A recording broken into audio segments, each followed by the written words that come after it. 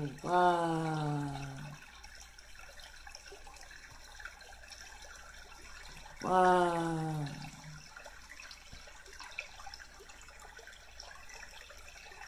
Wow. Wow. Wow. How y'all doing, family? I hope that y'all are doing excellent. Shabbat Shalom. I came across some information and I just wanted to share with y'all. You know, I've been thinking a lot, you know. And usually when I start thinking a lot, I come up with a lot of questions that need to be answered. And, you know, I've been thinking about how wisdom is referred to as a woman. And, you know, when I started studying and when it came to the farmer and the shaper and recognizing that wisdom was, you know, a woman, but I always ask, was it deeper than just that? You know, a couple of days ago, we dropped the video, and thanks to Sister Larissa, you know, she brought up some sacred texts, you know, about the creation, you know, and it speaks about the Most High speaking to the Torah. You know, when I was a teenager and I had went through Bible study and learned all the books of the Bible and stuff. And first 5 books. When I learned the first 5 books was called the Torah, I said to myself, wow, you know, that sounds like my friend, you know, my pastor daughter at the time. Her name was Tyra, and I used to tease her like, your name sounds like, you know, Torah, you know, Torah, because it sounded like terror to me, you know. But when Drop was reading that, you know, and it resonated with me. It resonated with me. Wow, it resonated with me because now I have a full understanding of the feminine energy of wisdom, you know, the mother energy. I understand that now. You know,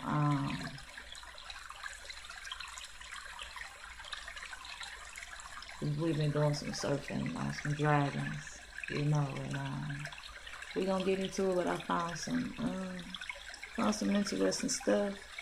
So I'm gonna get into it, but I want y'all to think about something because it's been on my mind too.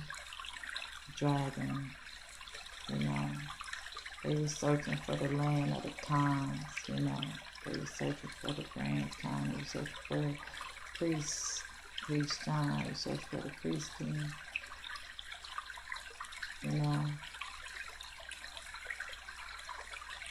And these dragons get brought up, you know what I'm saying? But we always been seeing the dragon. They always put it in movies. Like one of my favorite movies when I was a kid was Puff the Magic Dragon. I'm gonna put y'all on it, you know what I'm saying? But for time's sake, we just gonna keep it straight to that. But I'm going, you know what I'm saying? Let y'all, you know, see Puff the Magic Dragon. But you know, they always showed us that the dragons was always with the early kings of like England and stuff, and they always had this soul tied by blood, you know, to these dragons. But what if it's no G in the word dragon, you know? What if it's Dracan, you know? Dracan, you know? What if it's Khan instead of Gan? What if it's Khan? Dracan. You know, I've just been thinking about that since, y'all start bringing up this information about these dragons. So, um, y'all know when I bust it out like this, we get right into it. Want to give all praise and honor to the Wah. How y'all doing, family? Let's go. One.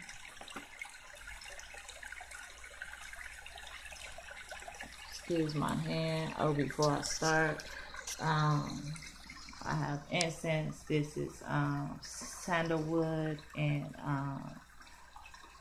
frankincense and myrrh. Then I also have shout outs to Paco, King's oil, on an oil heater, So it's always, it seems like my surroundings is purified when I put the King's oil on, the burner, the oil burner, and I had these incense lit. But we gonna get into it. No further ado. I'm just rambling on. My apologies. It's always this devil thing. Remember Leviathan. Alright, remember Leviathan, he's also called Satan too. Anything to do with these dragons, anything to do with these Negroes, these Nagas are called devils here, right? They go. Local folk raiding livestock, breathing fire, a monumental battle to the death. Is this a 15th century photograph of you?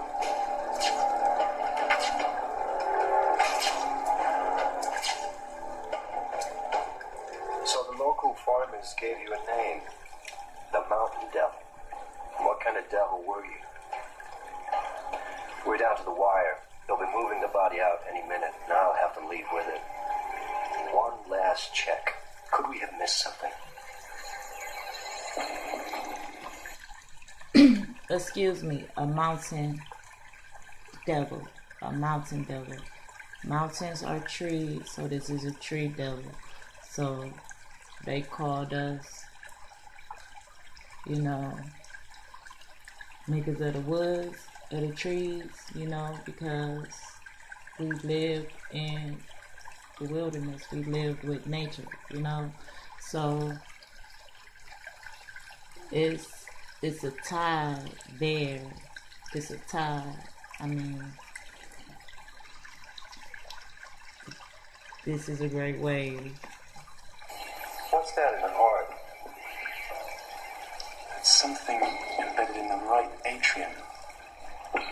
That's not organic matter. Uh-oh.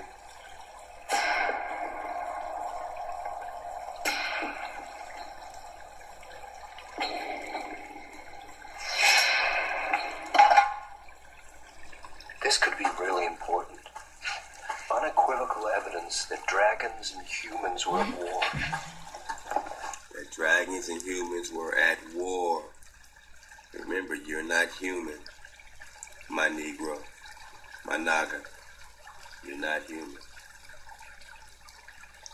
My Americans, you are immortal. You are not human. You are fire, water, air, and earth. You are not human. Dragon, water, mankind. Fire, wind, earth. You are the dragon. Where is your dragon? Dracan. They're at war with your dragons. And they're at war with you. Continually. Come on. They're at war with the dragons. They're at war with the Negro. They're at war with the Negro. They're at war with the dragon. Is your enemy your friend? That's all I'm saying.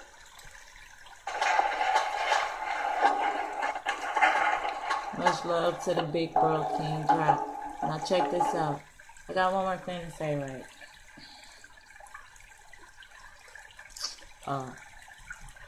Man. What was I gonna say? Never mind. It had to do with the dragons and it had to do with you. But it'll come back to me. But he said, was the humans at war with the dragons? Was they? Now I have what I was gonna say. We look at all of maps and even old maps, and then we have historians say there's no way that these melanated nations or these early people could have surveyed the air. There was no planes. Okay, there was no planes. Okay, there were a high technology society, you know what I'm saying, as they will call it. They didn't have planes, but they had a device to where they were able to they had means of transportation to survey the whole land, to map it out. Wow. Okay, there we go. They had the means to survey the whole land, right? How were they able to do that? Were they doing that riding on a Dracon? Was they riding on a Dracon, surveilling,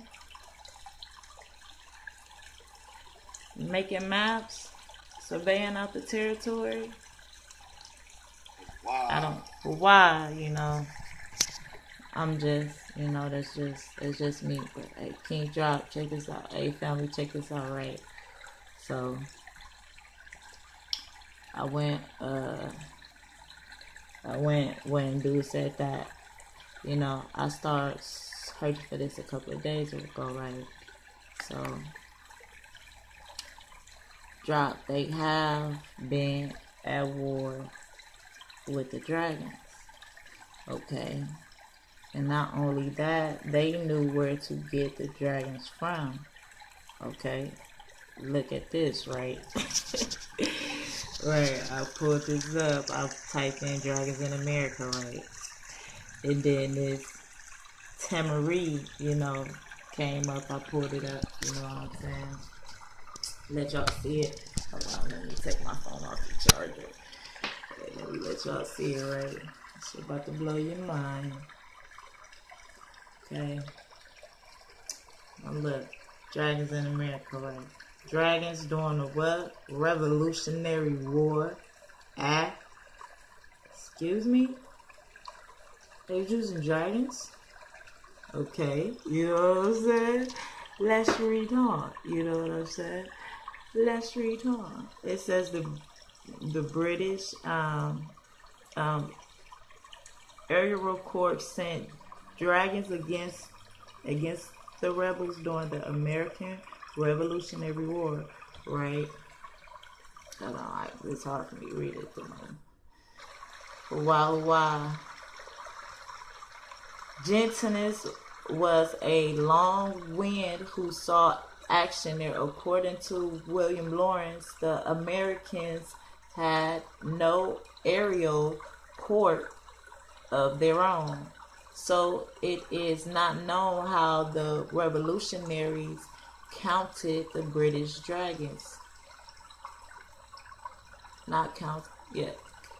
Counted the British dragons, excuse me. It could be assumed that they got their aerial support from other nations, as was done to supply America's lack of a navy, right? Then it says Native American dragons. It says the United States initially had no area corps, right? So they didn't have no planes, they didn't have nothing. And it says they didn't have no navy, right? It says so dragons were native to the Americas. Dragons were native to the Americas, okay? Though they were but they were mostly in the control of the Native American people. An example was a dragon seen by Lawrence and the Tamaree, okay, on the HMS William of Orange, excuse me, in the late 1805, right? So our dragons was still fucking flying around in 1805. What did that say? Dragons were native to the Americas, right? Okay, so let's look at when the American Revolutionary War was, right? What did I say? April 19th, 1775 through September 1783. 1783, my nigga. And it's dragons, fam. Dragons flying around. It is dragons used in the fucking American Revolutionary War. How do I know that? Because I just read it to you. Okay? I just read it to you. It says the British aerial corps sent dragons against the rebels during America's Revolutionary War. Okay? That's what that says. Look.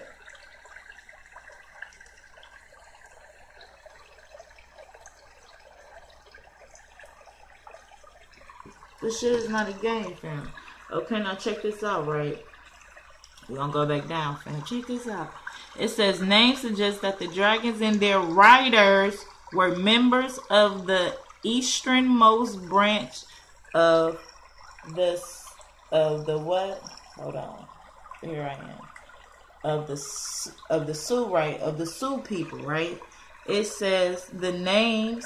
Okay, it says the name Sutton as Dakota, right? It says the name suggested that the dragon and his rider were members of the easternmost most branch of the Sioux, right? Of the Sioux people, right?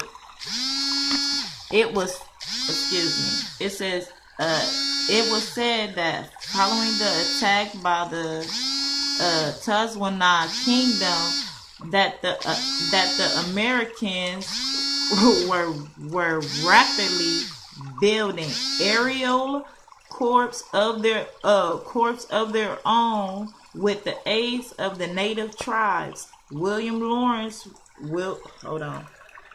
I want y'all to get that.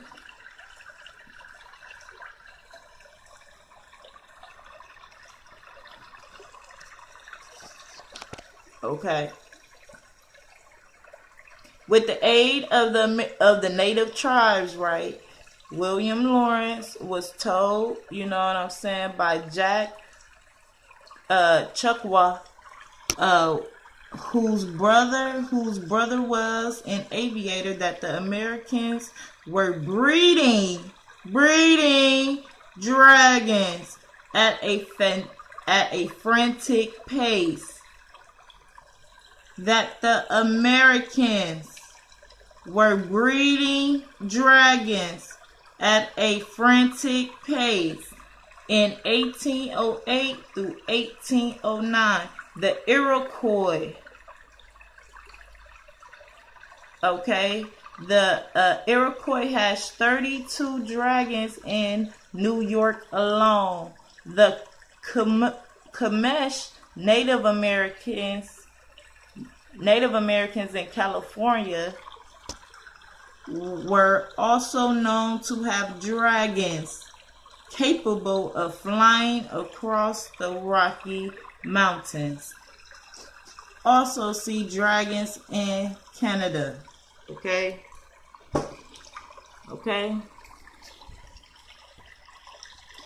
1808 through 1809, right? Revolutionary War says the Revolutionary War, also known as the American War of Independence, was a global war that began as a hold on. I want y'all to see that. Was a global war that began as a as a conflict between Great Britain and her 13 colonies, which declared independence as the United States of America. But even after this, it says that they was breeding dragons at a frantic pace. And what?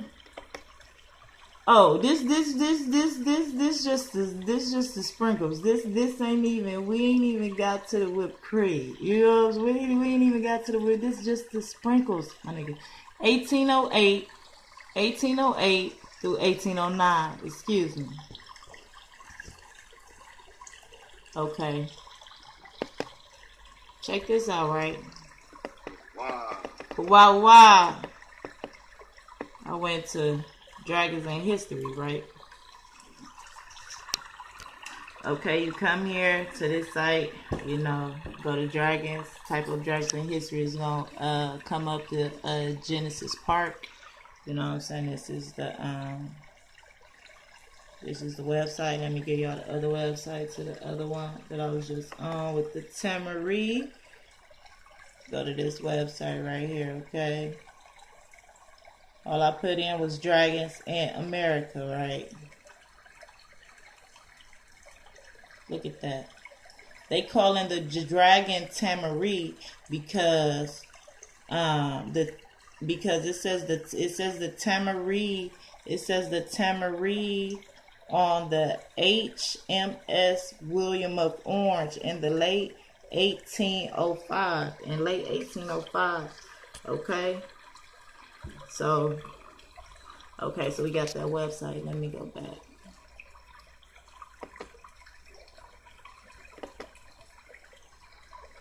Okay. So, okay.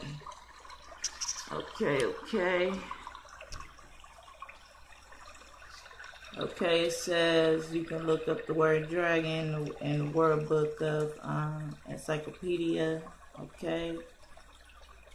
It's also an article in an Encyclopedia Britannica 1949 edition. Excuse me.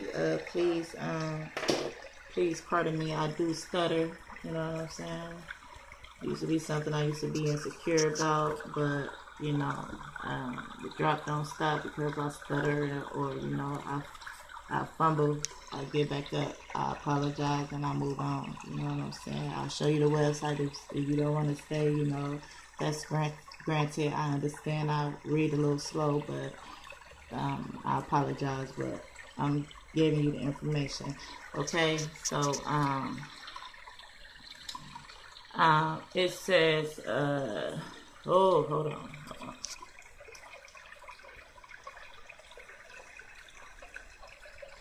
Look, the term dinosaur and dragon interchangeably for quite some time, right?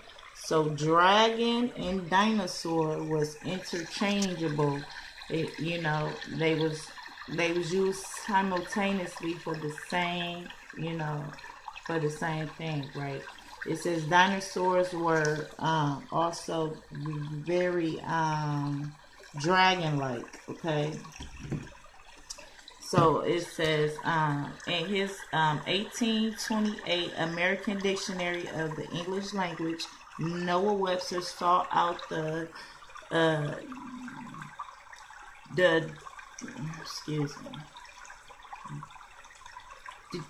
derivations of the word dragon among the ancient medieval root.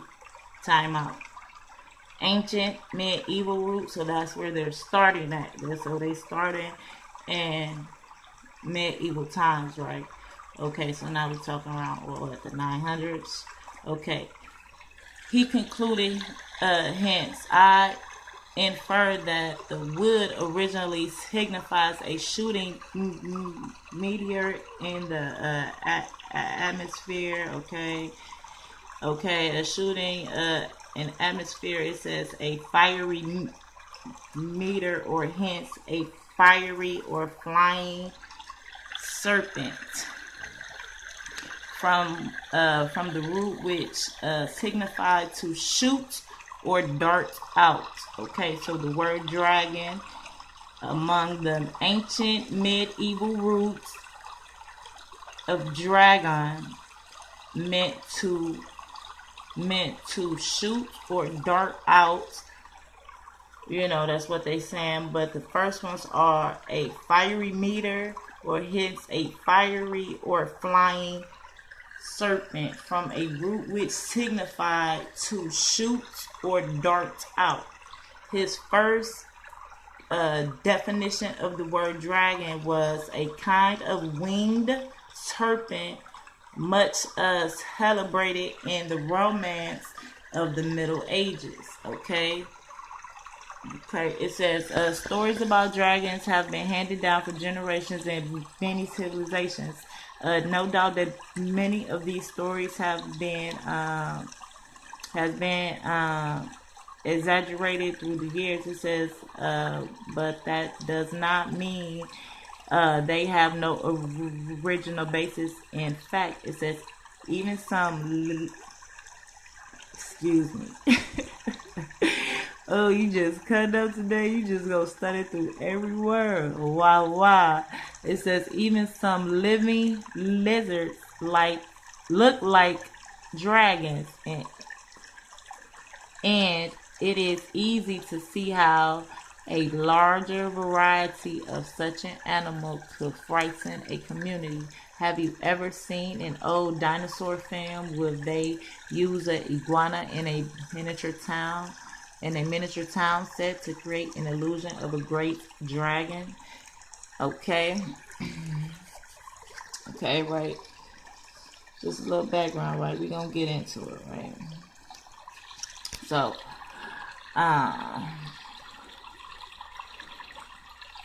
okay, it says that it says in the Epic of a Gilgamesh, right? Him Baba, you know, the creature that Gilgamesh, you know, killed. It says him Baba was the terrifying guardian of the cedar forest of Manas, right? It says the powerful Mesopotamian god Elil placed him Baba there to kill any human that desired to disturb its peace, right? So this is supposed to be Baba, the protector of the cedar forest, right? Okay, it says in Daniel, it says he was said to kill a dragon in the it says he was said to kill a dragon in the apocryphal chapters of the Bible. King Cyrus challenged Daniel's refusal to worship the idol god Baal. Daniel refused to the king, a conspiracy on the part of the priest that was eating the food offered to Baal and making the god seem real. Not only were the deceptive priests executed, but Daniel was allowed to destroy their idols and a dragon that was being worshipped. Okay, it says in a brief narrative of the dragon in 14, 23 and 30. Okay. Wow. Hold on. Okay, 23 and 30, it says that Daniel killed the dragon by baking pitch, fat, and hair to make cake that caused the dragon to burst open upon combustion. It says in the Hebrew Midrash versions, the other ingredients serve the purpose of destroying the dragon. Okay, it also talks about Alexander the Great invaded India. It says he brought back reports of seeing a great hissing dragon living in a cave. Okay, it says the later Greek rulers supposedly brought dragons alive from Ethiopia. Okay. Okay. Okay. Okay. Okay. Okay. Let's go to the next thing. Okay. Check this out.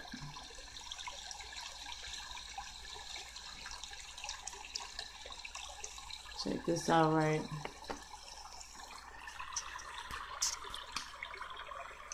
Dragons of Fame, right? Dragons of North America. This is the website, y'all.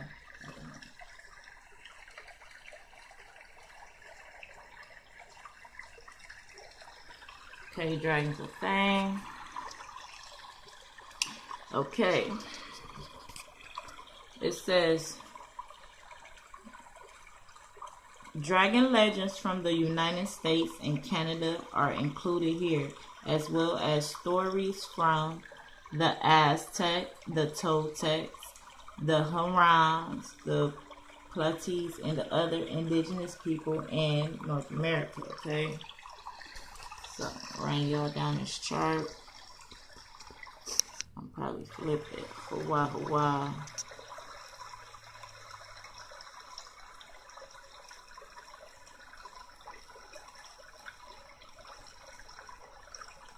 As sea serpent, you see the ancient serpent, sea serpent, Western USA, North America. You see that statement?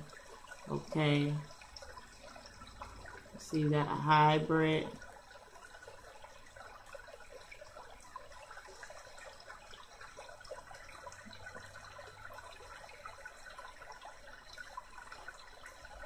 Look at this. Look at all the myths, you know. Look at all the myths about dragons in the Americas. Y'all see them? See.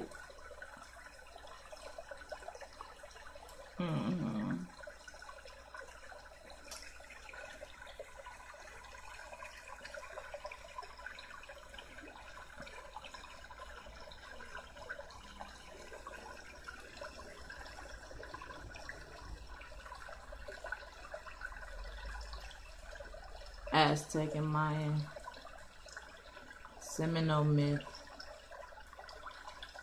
Seminoles, the Shawnee, American folklore, right? So I'm gonna stroll back up on this side so y'all can see what's over here. I'm gonna stroll back down, right? Basic information on Dragons of Fame. And they have it for you all alphabetized. Let me see if I can get it to where y'all can see it where it's not blurry. I apologize for it being blurry.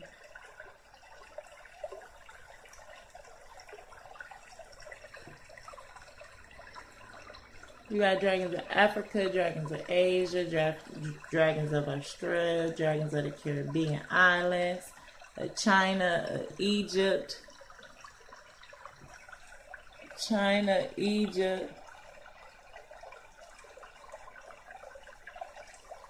England, Europe, France, Rome, India, Ireland, Japan, dragons of Greece and Rome, dragons of Mesoamerica, dragons of dragons of the Middle East, dragons of New Zealand, dragons in North America, right? I think that's what I'm on right now. Yeah, that's what I'm on right now. Okay, it was something else I clicked over here. That's what I'm on right now. Look, dragons of Oceania, dragons of Persia, dragons of Russia. Look at this. Dragons of the United States. dragon history, dragon myth, dragon science, dragon theories. Okay? Y'all can't see that. It's so blurry. I truly do apologize. There we go.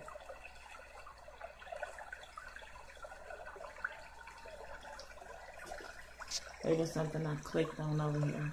Hold on.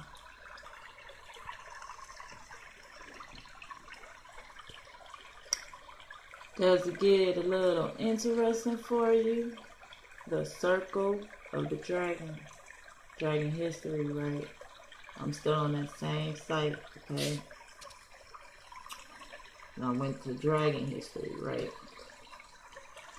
So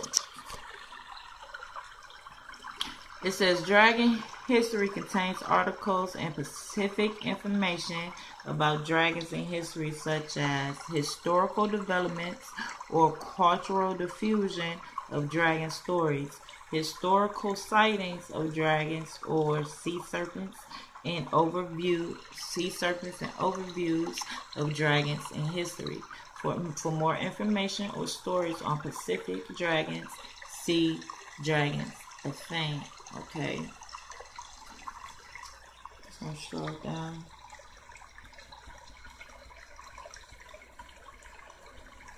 I'll see a little outline.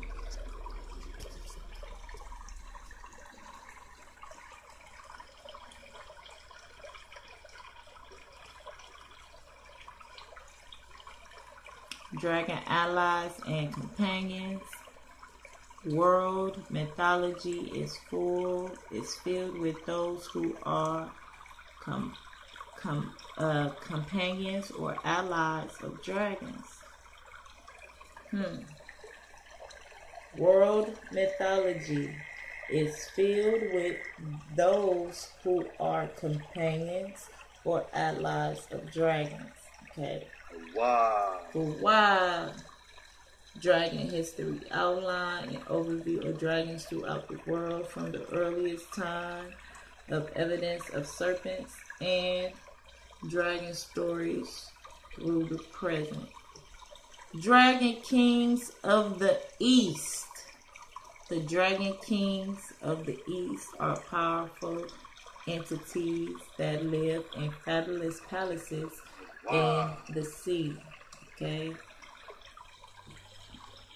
The dragon pearl. The dragon pearl is a powerful object that many dragons of the East hold. Sometimes, however, the pearl can fall into the wrong hands. Okay. Dragon sightings, historical sightings of dragons, sea dragons, and sea serpents are not uncommon. Historical sightings of dragons, sea dragons, and sea serpents are not uncommon.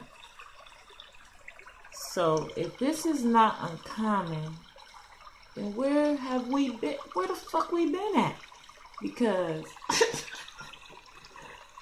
my nigga, I didn't know dragons was like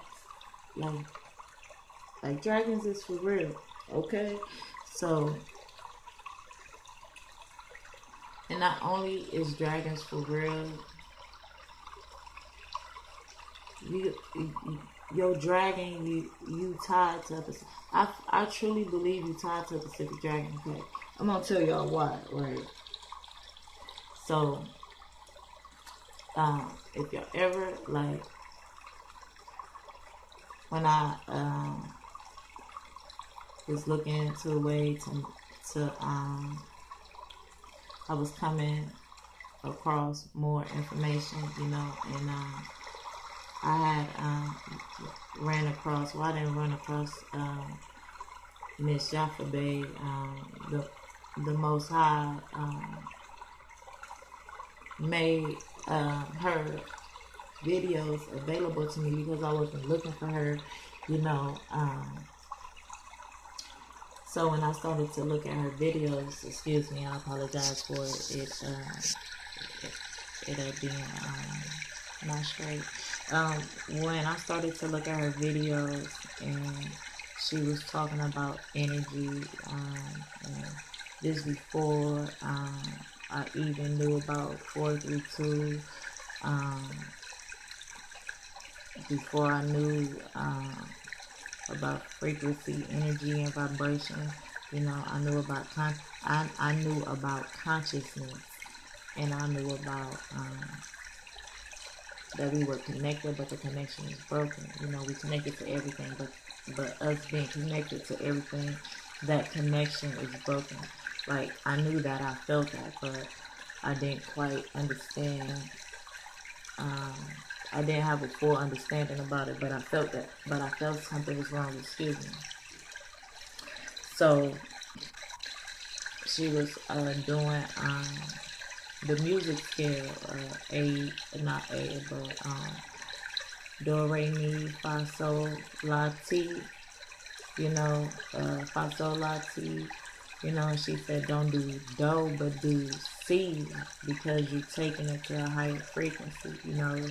Once you do that, climb up and you do the do, it brings you back down, so that drops your energy, that drops, she was talking about the chakras and everything like that, and she was like, she was teaching on how to meditate, and when you start to, well, not how to meditate, but just talking on what you want to do, how to you want to be, and where you have silence in a dark room, you don't want to have the TV on, because you don't want the frequency of the electronics to interfere or make a barrier around you. You want to cancel out that barrier, you want to cancel out that distorted frequency, right? So after you do that, and then you will meditate, you will once you really start to meditate, and she was like, when you start meditating, you can do like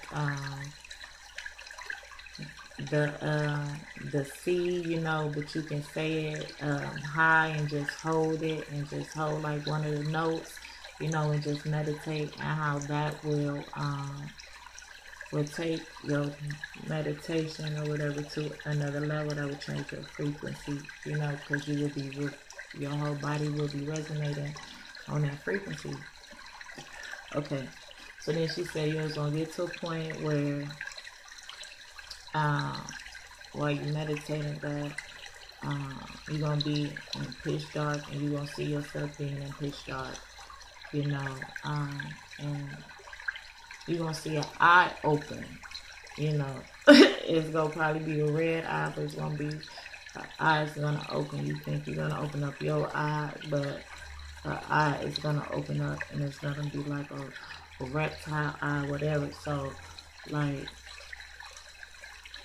it kind of freaked me out. I'm like, you know what I'm saying? Because I had just learned about the reptilians, and I'm like, I ain't trying to see no reptile eye. I'm not trying to contact no reptilian, you know what I'm saying? But I say all that to say this: what if that's how we connect to our dragon? We connect to them consciously, like that.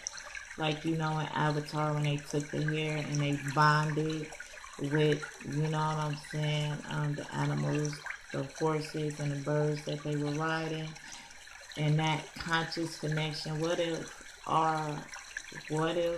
that's what we have to do?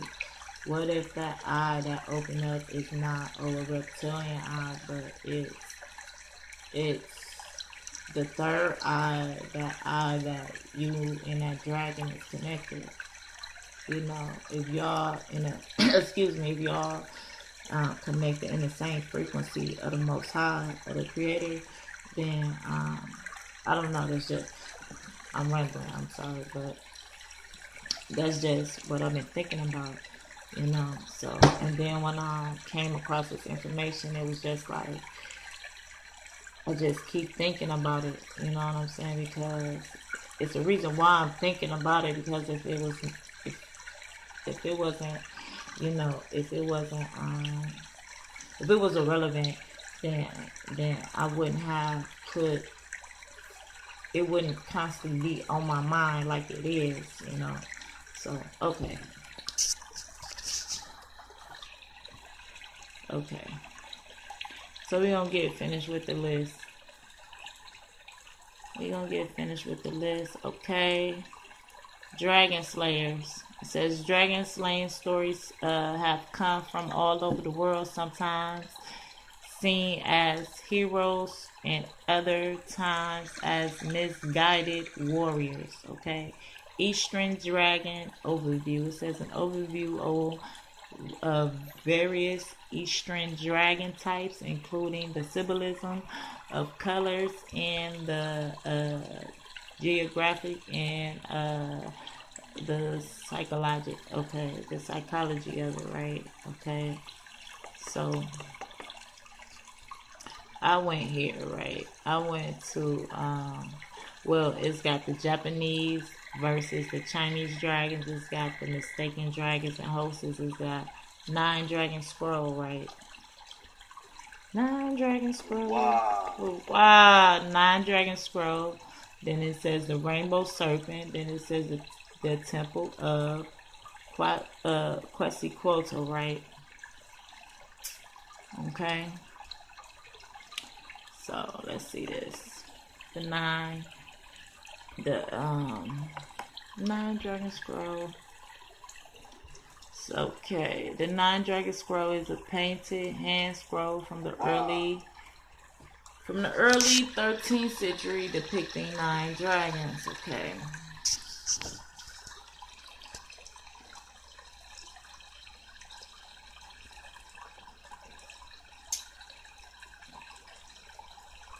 Says Chen Rong, an official and artist in China during the mid 13th century, painted a long canvas scroll of dubbed it now scroll now dubbed it. Excuse me, I'm stuttering again. Now dubbed it the 9 dragon scroll, or simply 9 dragons. The scroll is approximately 50 feet long by 18 inches tall. Although the places list the length as approximately 36 feet. Okay, it says the hand scroll also contains a poem and inscription by him. It says this indicates that this work was inspired by the 8th century painter. Okay.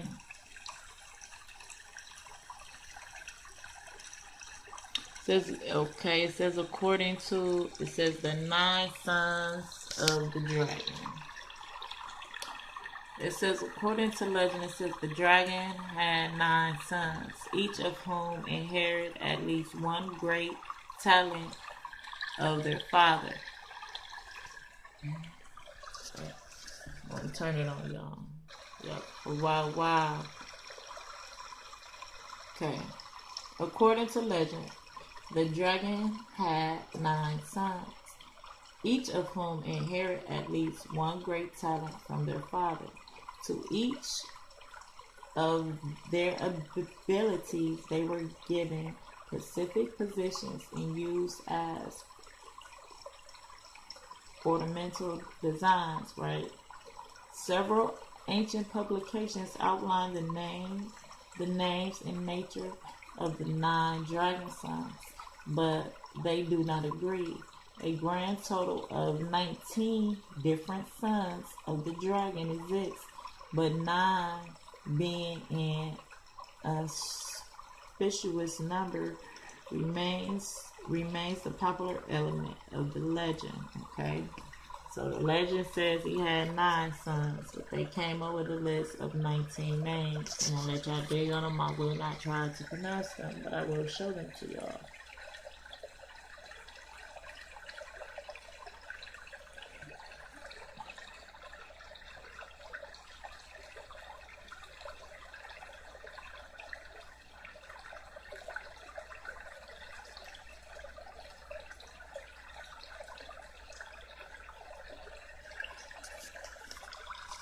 Okay.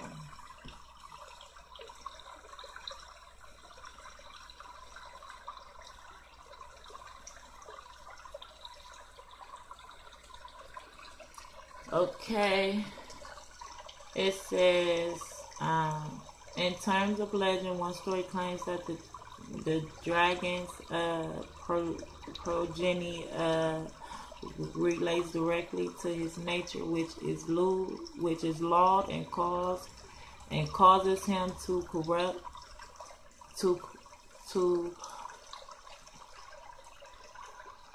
excuse me, that's not correct, to to copulate with many animals, thus producing many offspring. So basically, this dragon slept with other animals, and he was a divergent progeny, right? So it says so let me read again, excuse me. It says, in terms of the legend, one story claimed that the dragon's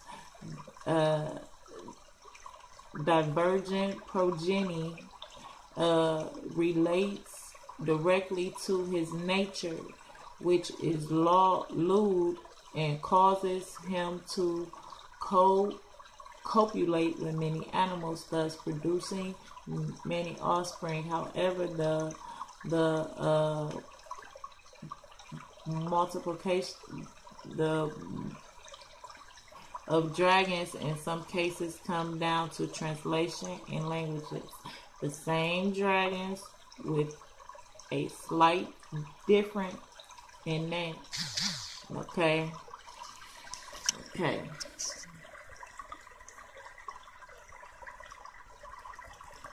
So we know there's a dragon who has 9 sons. Okay, everyone. I'm gonna apologize for stumbling through. I stumbled through that. I truly do apologize. I stutter and it comes out real bad sometimes, but I've been doing good, so but today is just one of those days. Okay, so let's go back to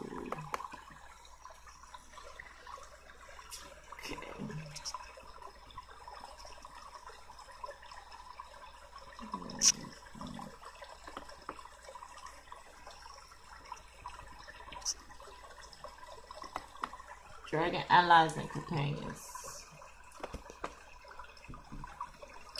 Okay. Dragon allies and companions. Ever since the section about dragon slayers was added, there has been a need to add an anathesis page. These are stories of those who have become companions or allies of dragons, right?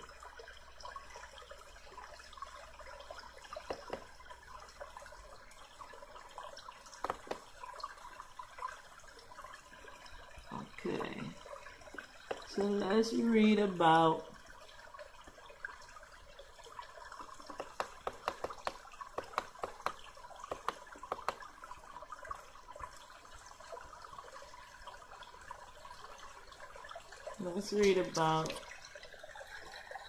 this guy right here, right?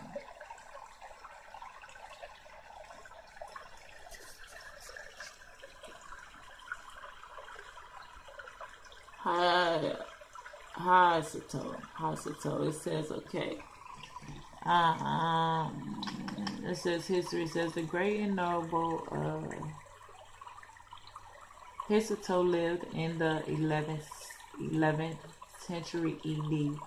One day he crossed a bridge over a river near Lake Bawa when he encountered a hideous and enormous serpent lying asleep in his way. Without hesitation, he climbed over the serpent or dragon and continued on his way. He then, had the creature been awake and aggressive, he surely would have slain the beast. But in his courage or his foolishness, according to some, he did not harm the sleeping giant.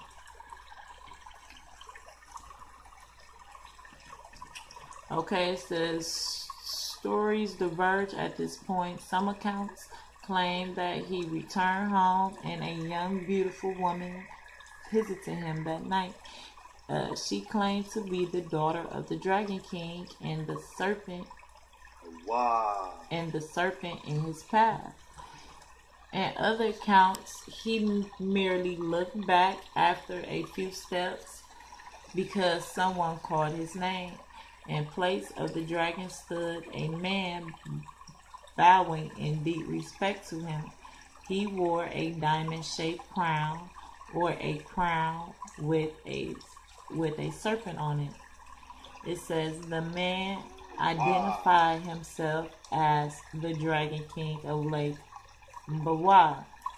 Okay, so like I told you, we about to get into some Dragon Kings because this is a Japanese mythology, but it's stating that it's a Dragon King, okay? Dragon King. Okay.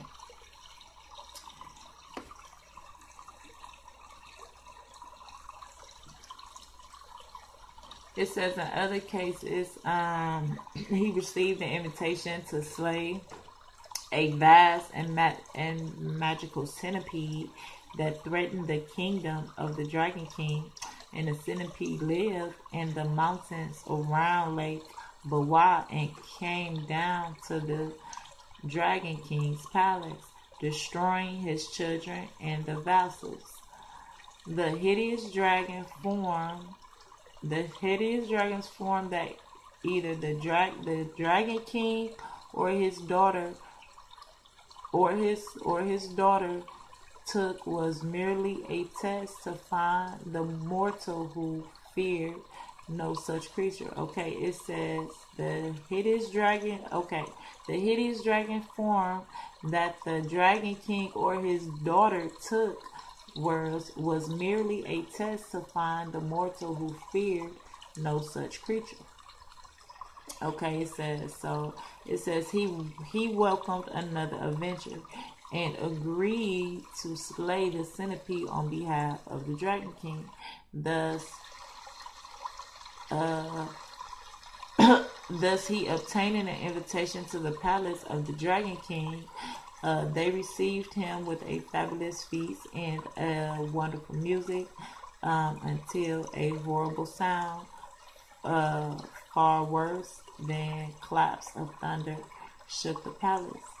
It says he took his bow and his arrow and he left the palace. It says looking towards Mount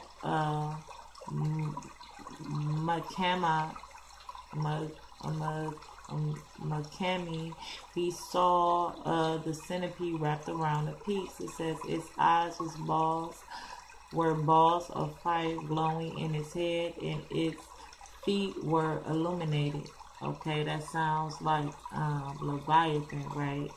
Well, remember that Leviathan is self-illuminated, right? So the feet of these, so the centipede, this great centipede has the ability of self-illumination, right? It says like a winding chain of lanterns, right? It says a great archer.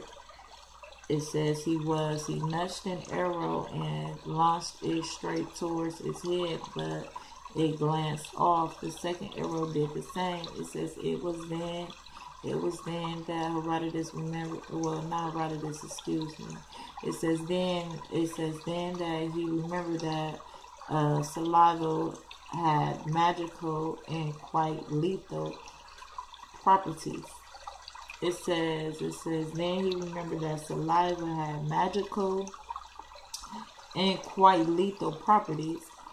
So he put the tip of the last arrow in his mouth before he shot it at the centipede. The monster died instantly. It says the king presented an even scrumptious feast. It says before he left the palace, the Dragon King bestowed 4 gifts onto him: a magical bag of rice that would never become empty, a self-replenishing roll of silk, a cooking pot that heated without fire, and a bell that had long been hidden under the lake.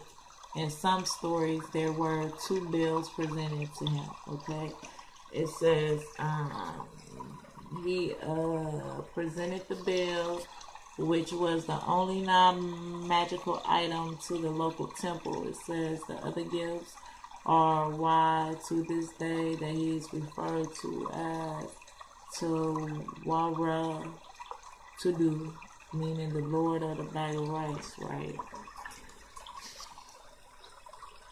I will mess his name all the way up. From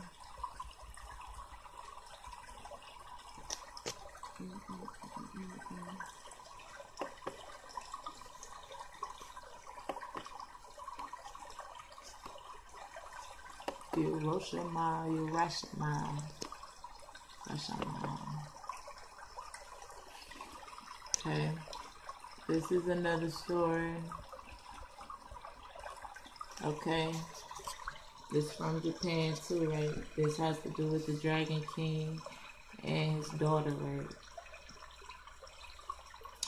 Okay, it says history. It says a young fisherman named Urashima.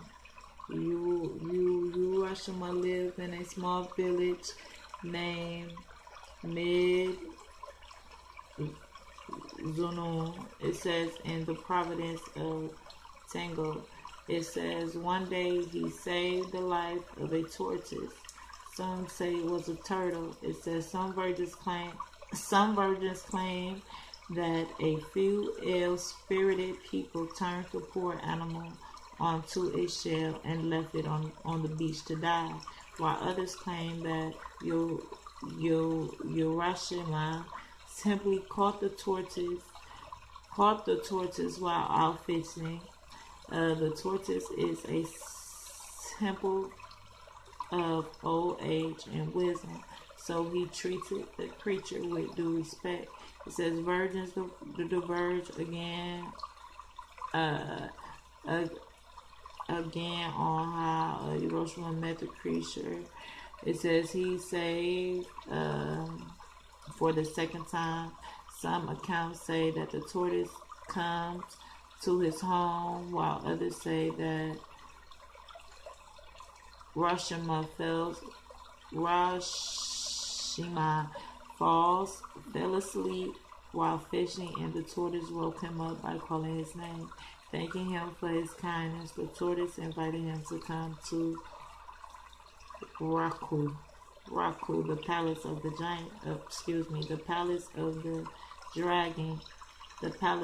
dragon king, and the kingdom under the sea. It says the tortoise escorted Hiroshima to the palace, and other vassals of the dragon king brought him in to meet their leader. The dragon king held a great feast and brought Hiroshima into another chamber where Princess Tsuhime and her maidens were sitting. Though she appeared as a beautiful woman, he knew that the tortoise and this princess were one and the same. In some accounts, it says the princess explained that taking the form of the tortoise to test of a man's kindness, and others she offers to be his bride because of the respect he showed to the defenseless animal. Hiroshima married the princess and lived in the land of eternal youth and never-ending summer. Wow. In the okay, it says that he married the princess, the daughter of the Dragon King, and lived in the land of eternal youth and never-ending summer in the kingdom under the sea.